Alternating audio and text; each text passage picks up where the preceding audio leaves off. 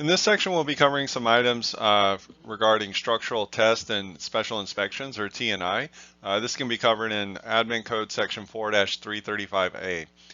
So similar to the project inspector, the school board or the district will be selecting the laboratory of record, or the LOR, to conduct all required structural tests and special inspections. The lab has to be directly employed by the school district, not any other agency or individual. And again, this is to avoid conflicts of interest that could occur. And this is defined in the Admin Code 4-335A. The design professional, the architect engineer, is responsible for preparing the form DSA-103. That's the form that has all the list of required structural tests and special inspections. That gets submitted to DSA for approval during plan review, and would be stamped and signed by DSA during back check, and becomes part of the approved documents. And then a copy needs to be provided to the laboratory of record and to the project inspector by the design professional prior to start of construction. For material sampling required by the structural tests and inspections, this is going to be covered in Admin Code Section 4-335C.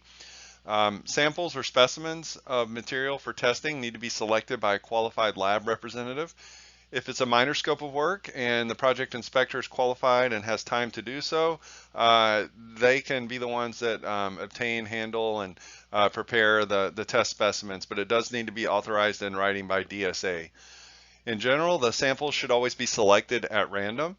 If you ever have concerns about specific materials or locations that are being selected, you can always, the project inspector, design professional, or DSA representative can determine which samples should be selected. The contractor or the vendor shall not be the ones to select the sample location or obtain specimens, because there's definitely a conflict of interest there. I also want to refer you, in the last item, you can see that there are some updated documents. IR 17-8 and 17-10 are going to be available on our website that address these items as well. The laboratory of record is going to be responsible for preparing the detailed test reports describing all structural material tests that have occurred. This is defined in Admin Code Section 4-335D. They need to report the content to DSA using one of the forms in the DSA 200 series for all required content. And the reports shall include all tests made regardless of whether or not the tests indicate the material is satisfactory or nonconforming. So regardless of whether or not it passes the test, it still needs to be reported to DSA. Some additional items on the reporting requirements. The reports need to clearly state whether or not the tested materials met the requirements of the DSA-approved documents. So whether they're conforming or non-conforming, that needs to be clear. All the reports that are tested on site need to be submitted to the project inspector within 1 work day of the test, of the day the tests are performed. And then within 7 calendar days of the date of any material test, the lab also needs to submit all of the test reports to the design professional, the project inspector, and the school district. For any material test report that has non-conforming items compared to the DSA approved document requirements, that needs to be sent immediately to DSA, the design professional, project inspector, and the school district. Any non-compliant materials must be reported as a deviation by the project inspector, and that will be done using the form DSA 154. If you want to refer to that, you can find a copy in the resources tab. Special inspections are going to be defined in Admin Code Sections 4-333C and 4-335F. Special inspection has to be done by qualified inspectors, and that's going to be per CBC Chapter 17A. There are 2 options for special inspection. Option 1, the special inspector gets employed directly by the laboratory of record.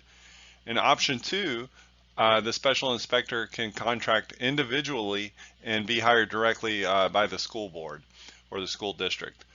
The project inspector is going to be responsible for monitoring all of the work of the special inspector and the laboratory of record to make sure that the test and inspection program is satisfactorily completed per the DSA 103 form.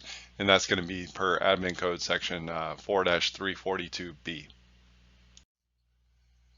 So for the first case, if the special inspector is employed by the laboratory of record, the lab engineering manager is going to supervise and monitor all of the employed SIs or the special inspectors under that lab.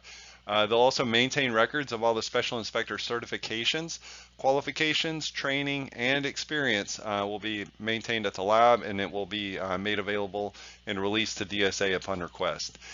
For this case, when the special inspector is hired by the lab or employed by the lab, a DSA approval is not required, so they would not have to submit the DSA-5-SI. And then any verified reports that are provided by the lab engineering manager will be done on the form DSA-291.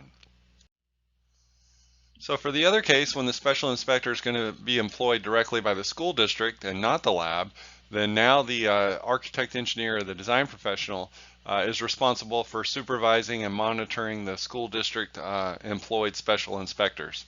And in this case, DSA approval is required, and that would be done on the form DSA-5-SI.